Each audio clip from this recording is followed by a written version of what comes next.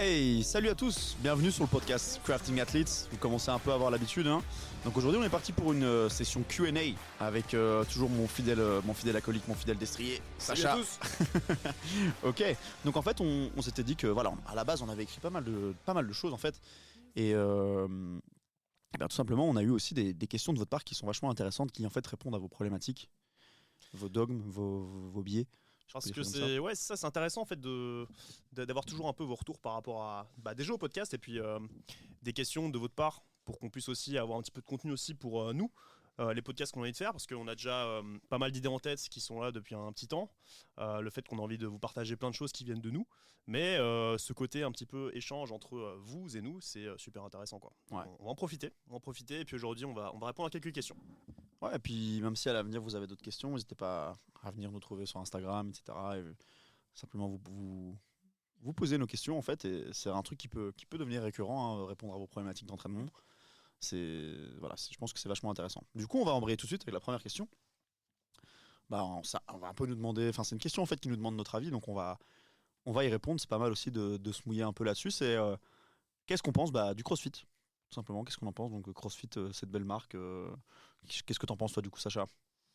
C'est une question très courte et très simplement posée pour une réponse qui est finalement un peu plus complexe. Ouais. Parce que le CrossFit, encore une fois, c'est toujours une question de dose qu'on va infliger sur nos tissus, sur notre corps, et quelle est notre préparation qu'on a déjà de base avant de commencer un sport. Le CrossFit, c'est pas un sport qui est mauvais. Fondamentalement, c'est même un sport qui est très très complet et qui peut apporter beaucoup de bienfaits.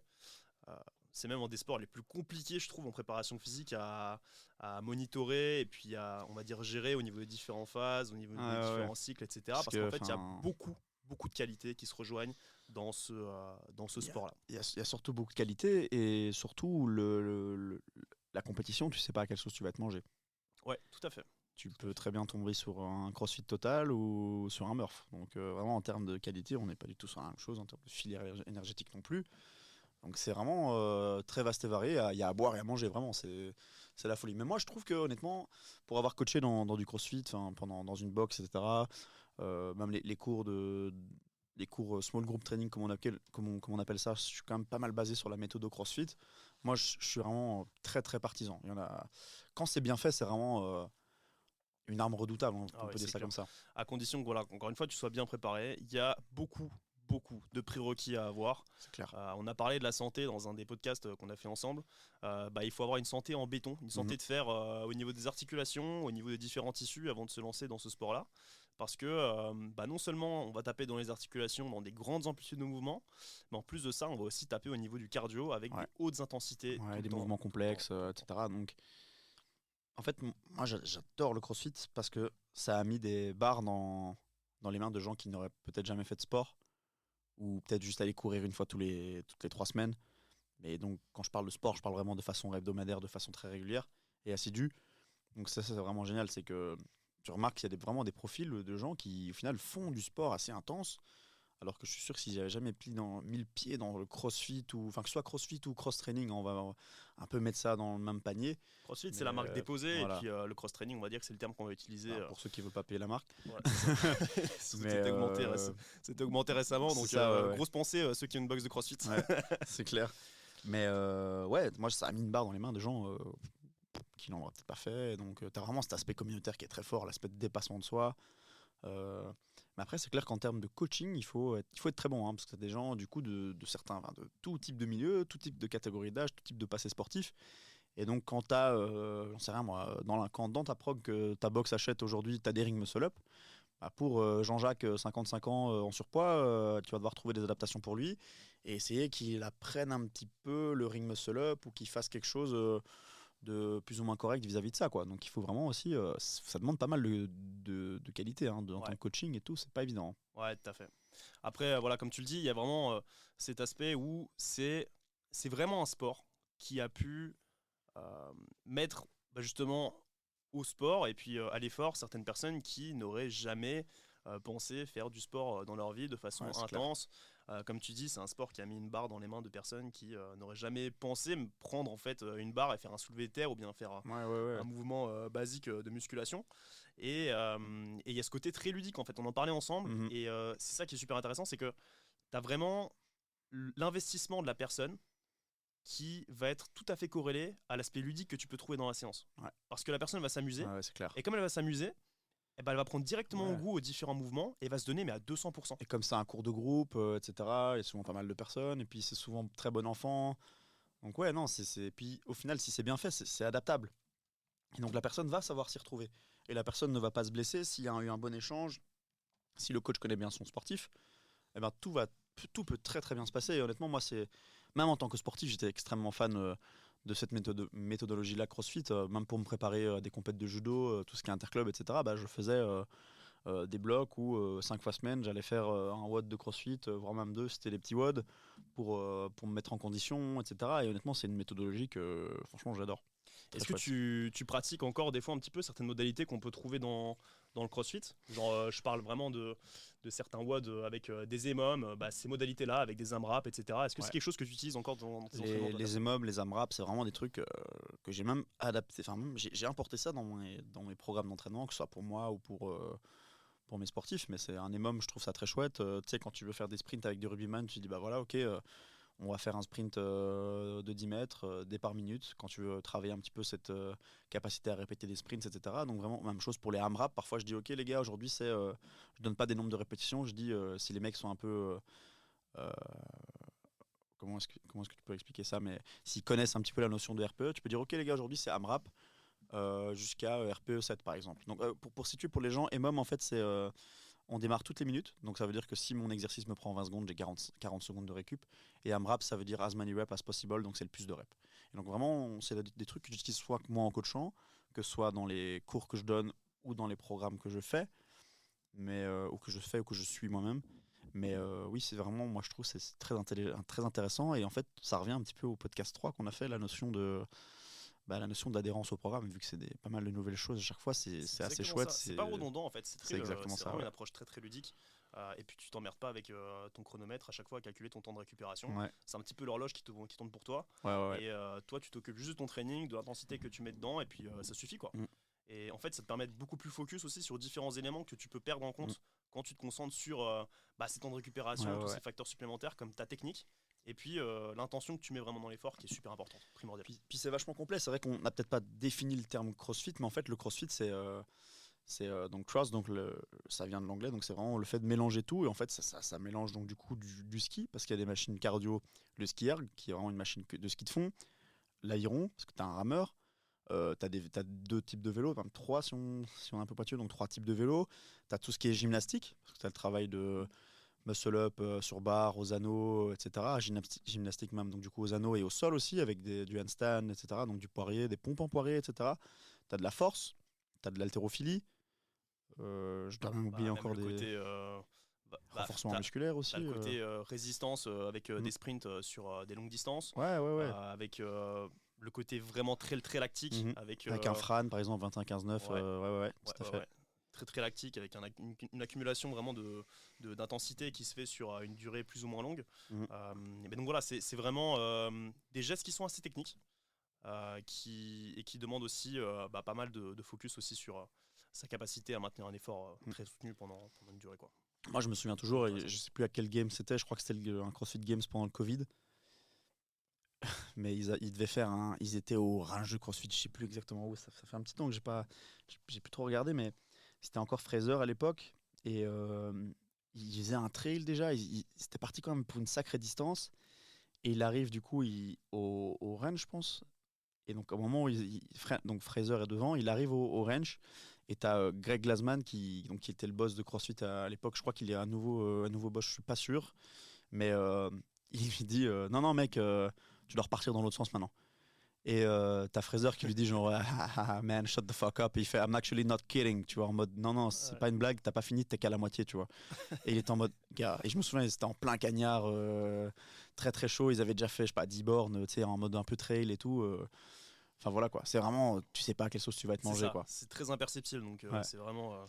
C'est un sport très complet et qui demande un mental assez fort. Donc j'ai beaucoup d'admiration pour les athlètes de CrossFit. Et pour ceux qui se lancent dedans au fur et à mesure, allez-y mollo au début, puis après, voilà, c'est comme tous les sports, allez-y progressivement, à condition et augmenter, on va dire, la charge et puis l'intensité et la difficulté, à condition que vous ayez vraiment les prérequis, quoi. Et choisissez une bonne box avec un coach qui vous écoute quand vous dites que vous avez mal, des restrictions, et qui trouve des adaptations pour vous. S'il ne trouve pas des adaptations pour vous, c'est que soit c'est plus une box de CrossFit compétition, et donc dans ce cas-là, faut en trouver une plus sport loisir, sport santé, soit faut s'en aller, quoi. Voilà. Ok, prochaine question du coup. On avait une question, le classique go muscu, une question classique go muscu. Hein, donc la question c'était, pour quelqu'un qui veut s'entraîner 3 à 4 fois par semaine, est-ce que vous conseillerez plutôt un split? Donc split, c'est une méthodologie d'entraînement en hypertrophie, où on va travailler chaque partie du corps différemment, enfin chaque groupe musculaire différemment, donc pec, dos, etc., bras, jambes, on va tout séparer en entraînement distinct, donc soit un split, soit un push-pull legs. Donc là on va travailler le haut du corps avec les mouvements de poussée, le haut du corps avec les mouvements de tirer, et les jambes séparément. Du coup, Sacha, c'est quoi ton avis là-dessus? Je crois que, bon, on a un avis, à mon avis, qui se rejoint par rapport à ça. Le nombre de fois qu'on en a discuté ensemble aussi par rapport à ces différentes méthodes d'entraînement. Mais il y en a une qui est clairement jouable, l'autre qui l'est un peu moins. Où on peut vite être limité par nos capacités humaines. On va dire que voilà, si on doit mettre un terme sur le split, à moins que tu sois chargé et que tu aies des anabolisants qui te permettent d'avoir une charge d'entraînement qui soit très très élevée sur des groupes musculaires qui sont plus ou moins grands, et voilà, c'est compliqué. C'est compliqué quand tu t'entraînes, on en a parlé encore tout à l'heure, mais quand tu t'entraînes sur tes épaules et que tu fais 4 heures d'épaules sur ta semaine et uniquement les épaules, et que tu dois le faire pendant 1 mois et demi, 2 mois sur un même entraînement, sur un même planning, un même programme, et à la fin, si t'es pas Géchard, tu risques d'en pâtir un petit peu, quoi. En fait, on en a parlé un peu avant de ces questions, et on en a un peu rigolé là-dessus, mais c'est vrai que en fait le split, c'est vraiment une méthode d'entraînement de mec dopé, quoi. Donc c'est comme si tu veux démarrer le sprint et tu vois que Usain Bolt s'entraîne comme ça, et tu te dis incroyable, c'est ça que je dois faire. Et vraiment, la vidéo, du coup, on parlait de l'entraînement des épaules, mais le split, je me souviens à l'époque, j'avais vu une vidéo de Nathan Mozango, donc qui est un bodybuilder, un bodybuilder, vous savez ce que ça implique. Je respecte tout à fait, mais il fait ce qu'il veut, c'est bien, et c'est cool d'en parler justement. Et du coup, je me souviens, à l'époque, il avait dit qu'il avait un point faible épaule, et donc le gars faisait 4 séances d'épaule, uniquement épaule dans la semaine. Donc vraiment, le split, c'est vraiment un truc, plus une méthodologie d'entraînement de mecs chargés. Du coup, vu qu'ils sont chargés, ils ont une meilleure réponse à l'entraînement et surtout une meilleure récupération à l'entraînement. Donc, du coup, ce qui veut dire que qui est optimisé, ils peuvent plus s'entraîner, quoi. Et donc, s'ils peuvent plus s'entraîner, tu peux faire des séances de split plus souvent. Parce qu'en fait, le problème du split, il est là, c'est que normalement, c'est 40 à 70 répétitions, donc proche de l'échec, par groupe musculaire par séance. Et dans la semaine, ça monte jusqu'à 80 à 210 répétitions par semaine. Mais généralement, dans un split, je vais prendre le bro split parfait du lundi matin, où le lundi, c'est les chests à la salle. D'ailleurs, les gars, si vous voulez un vrai conseil, c'est probablement le meilleur conseil qu'on donnera dans ce podcast. Si vous allez encore dans des salles commerciales, etc., le lundi, faites des squats. Vous avez toujours un rack à squat de livre, les gars, je vous assure, c'est la vérité. C'est la stricte vérité, les gars. Il n'y a pas plus vrai que ce conseil. Essayez de chercher un banc, les gars, ça va être compliqué. À part si le bench se trouve dans la même cage que le squat. Là, t'es foutu, là. Mais ça, c'est un vrai conseil, petit conseil bonus, pardon. Mais du coup, le split, c'est qu'on va faire trop de répétitions en une séance. Donc, généralement, ça fait du développé couché au banc plat, puis blanc incliné aux haltères, puis la poulie. La poulie haut, poulie bas, puis je me finis avec des dips, et tu vois, et au final, il y a trop de répétitions dans une séance et pas assez dans la semaine. Le corps, il fonctionne plus petite dose, plus souvent. Un bouquin que j'avais lu là, d'Eric M, justement, sur la pyramide de force et de l'hypertrophie, il disait c'est comme les gens qui à un examen veulent étudier tout en 2 jours. Alors ça peut passer, hein, parfois ça passe même. Et mais le problème, c'est qu'après 2 jours après, t'as tout oublié. Donc ton corps, il fonctionne un peu comme ça. Donc vaut mieux faire un petit peu moins, augmenter peut-être un petit peu la fréquence si on peut. Même chose, l'entraînement, ça dépend de quand est-ce qu'on est disponible. Et donc je pense que un push-pull legs, pour quelqu'un qui veut s'entraîner 3-4 fois semaine, ça peut être pas mal. Ouais, donc là, franchement, c'est la deuxième option que je choisirais entre les deux, clairement. Si, en fait, en plus par rapport à tout ça, garder les choses simples. C'est les choses les plus simples qui sont les meilleurs. Faut pas se casser la tête avec des programmes où tu vas retrouver je sais pas combien de mouvements différents sur un seul groupe musculaire pour une seule séance dans la semaine que tu vas répéter peut-être encore une deuxième fois et avoir finalement 7 jours sur 7 où tu vas t'entraîner et où tu vas plus te crever et te prendre de la tête avec des choses qui sont pas spécialement utiles pour ton corps.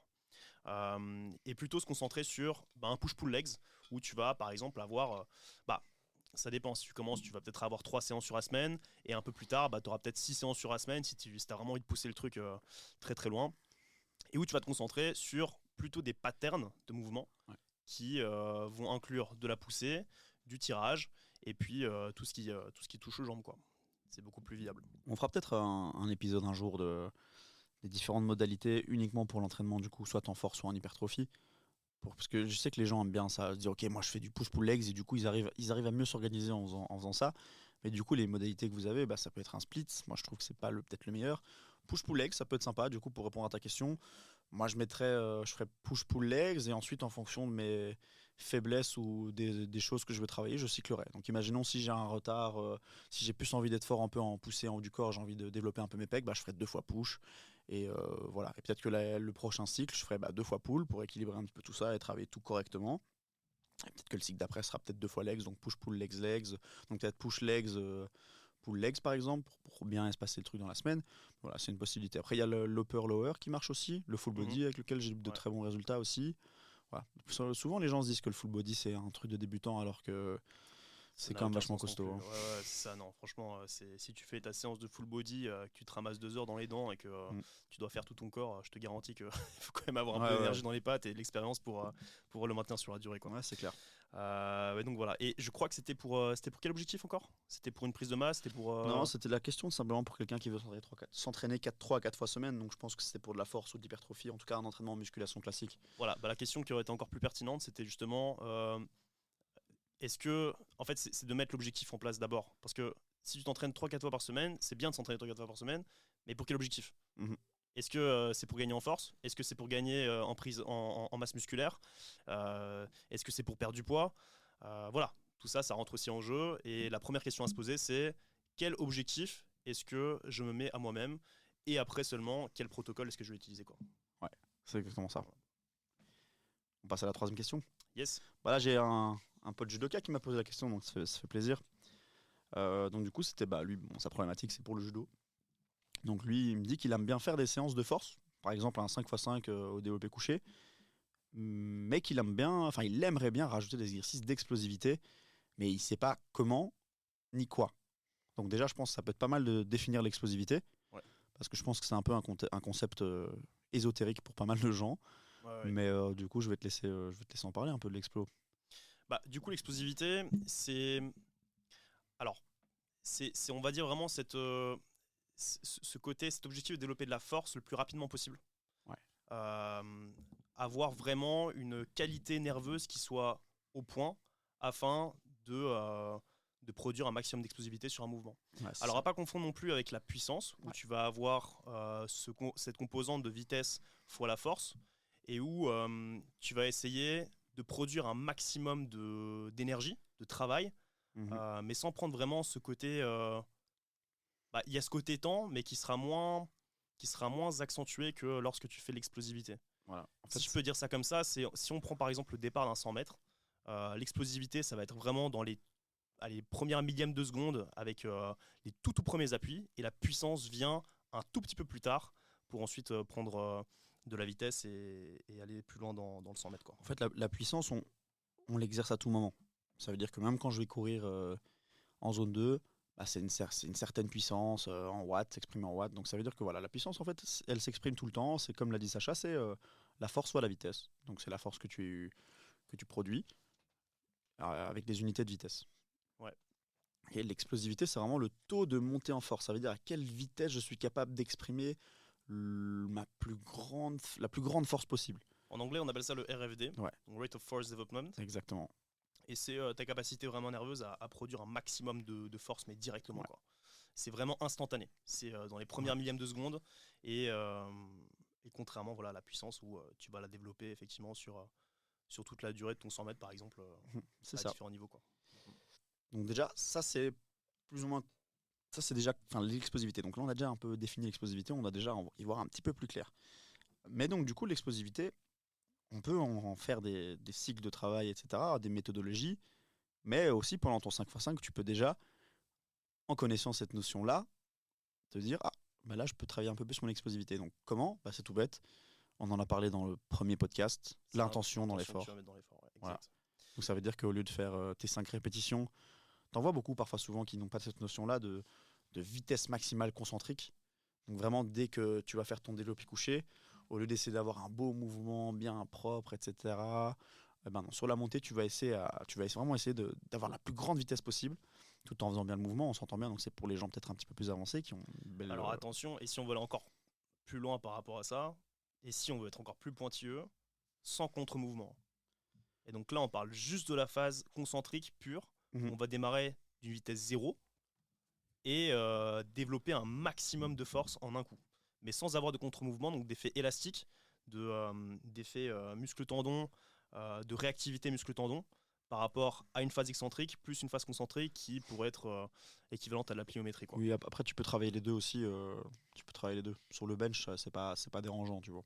Oui, mais par exemple, si tu veux vraiment travailler ton RFD, tu vas commencer avec ta barre au niveau des Ouais, pecs. en mode Anderson, ouais. Et puis après, tu vas démarrer depuis les pecs. Tu pourrais, après, déjà rien que le fait d'avoir l'intention dans l'effort, tu vois, ça développe déjà cette capacité à, même quand tu fais du bench normal, sans forcément faire la version Anderson. Je disais, si je voulais être pointilleux, si je voulais vraiment titiller le truc, et si je voulais être vraiment dans les RFD purs, bah du coup, ce serait comme un mid-tie pull, quoi, tu vois. Ouais. Quand tu viens faire un test de mid-tie pull où tu commences juste avec le tirage purement concentrique. On va essayer de réexpliquer du coup pour les gens. Mais du coup, ce que là Sacha a dit, c'est que au lieu d'imaginons de faire le développé couché avec une barre, en fait, on fait toujours le développé couché avec la barre. Mais en fait, je viens la poser sur les taquets, plus ou moins au niveau de la poitrine. Donc ça veut dire que la barre est posée. Moi, je n'ai aucune tension musculaire pour maintenir cette barre dans cette position-là, puisqu'elle est posée sur les sécurités. Et ensuite, je vais venir prendre la barre en main et la développer le plus rapidement possible pour éviter qu'en fait l'énergie élastique rentre dans cette. C'est ça. On ne recherche pas l'élasticité vraiment. Ça, c'est encore autre chose. Mais voilà. Du coup, déjà, une première chose à vouloir mettre en place, sans forcément vouloir poser la barre sur les taquets pour uniquement faire la partie concentrique du mouvement, c'est déjà dans tes mouvements, essayer d'avoir la plus grande distance possible, même s'il y a 95% de ton max. Ça veut dire, c'est l'intention de vouloir la bouger le plus vite possible. Ouais, exact. Après, ce que tu peux faire, vu qu'il aime bien de faire du 5x5, c'est que faire du coup ces 5 répétitions assez lourdes, enchaîner avec des répétitions plus légères. Et si, faire gaffe, attention, un petit tip, si tu es en dessous de 70% de ton max, il faudra soit lancer la barre, donc ce qui n'est pas le plus pratique au DOP couché, soit rajouter des élastiques. Ouais. Voilà, donc 2 élastiques sur la barre ou même un élastique au milieu, donc entre le banc et toi, et sur la barre, bah c'est pas mal. Du coup, ça va permettre d'avoir une accélération complète sur tout le mouvement. Donc en général, ce qu'on recommande pour l'explosivité, c'est quand même d'avoir une bonne base de force maximale, parce que si j'ai pas si je suis pas très très fort, bah, le fait de monter très vite à ma force max, bah c'est pas le top non plus, quoi. On veut vraiment être très explosif. C'est encore mieux si je suis très fort aussi. Ouais. Bah, parce qu'il y a non seulement la vitesse de l'influx nerveux que tu vas mettre en place, et aussi le recrutement des unités motrices que tu vas avoir par la suite. Donc c'est deux choses qui sont liées, et au plus tu arrives à avoir une qualité nerveuse qui est présente, et on va dire un volume de recrutement qui est présent également, et bah là t'es parti pour être très explosif, quoi. Ouais. Donc les conseils qu'on pourrait te donner pour essayer de travailler ton explosivité, bah, c'est déjà de continuer à travailler ta force, avec l'intention la plus grande possible, même quand tu fais de la force. Tu peux faire du lourd léger, donc c'est un peu ce qu'on t'a recommandé. Mais voilà, dans l'idéal, tu peux aussi le rajouter avec des mouvements balistiques, c'est vrai qu'on n'en a pas parlé. Mais donc, du coup, prendre des lancers de medicine ball, donc avec une balle très très légère, 2-3 kg, et vraiment faire des lancers pour le pectoral, pour le mouvement de poussée haut du corps. Tu peux vraiment te mettre couché sur le banc avec la balle qui démarre de la poitrine et t'amuser à la lancer. Tu peux demander à quelqu'un qui te l'envoie au-dessus de toi et toi devoir réagir dessus. Ça, c'est 2 mouvements, attention, même pattern, mais même chose. Du coup, on rentre avec l'élasticité, mais c'est toujours intéressant. Toujours intéressant, bien sûr. Oui. Pour l'explosivité, pardon, c'est pas mal aussi, même si c'est pas exactement ça, mais c'est toujours sympa pour développer une plus grande force le plus rapidement possible. Ouais. Je sais pas si tu as des choses à rajouter pour cette question-là. Bah, encore une fois, voilà, c'est encore une fois, j'aime bien être très, très pointueux par rapport à ça, mais on va prendre l'exemple aussi du squat jump ou du counter movement jump. Si tu as envie de travailler ton explosivité pour les jambes, et bah là, tu vas démarrer d'un point mort pour ensuite décoller de ce point mort directement. Et tu vas essayer de ne pas avoir de contre-mouvement à chaque fois par rapport à ça.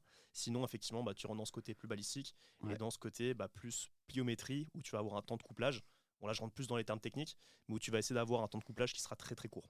Ouais. Donc, on fera un épisode où on fera la différence, je pense. On parlera un petit peu peut-être de la méthode triphasique et tout. Parce que là, le but, c'était vraiment un peu de répondre à vos questions, je pense. Mais on fera un épisode où on parlera un peu de la différence entre explo et de la différence plutôt entre squat jump et CMJ. Ça peut parler pour les gens. CMJ, en gros, c'est simplement un saut où je démarre d'en haut et j'ai un mouvement qui va m'aider à sauter plus haut. Et squat jump, je démarre de cette position-là et je vais devoir sauter le plus haut possible. C'est ça. Mais voilà. On espère que ce petit épisode Q&A vous a plu. Ouais. N'hésitez pas encore une fois à nous suivre sur les réseaux sociaux, donc ACM Coaching pour le petit Alexandre, et puis pour le petit Sacha ici présent également, c'est Kamilka Coaching. Et puis on sera un plaisir d'y répondre. Et on vous dit du coup à bientôt pour une prochaine Q&A. À la prochaine, salut. Ciao, à la prochaine.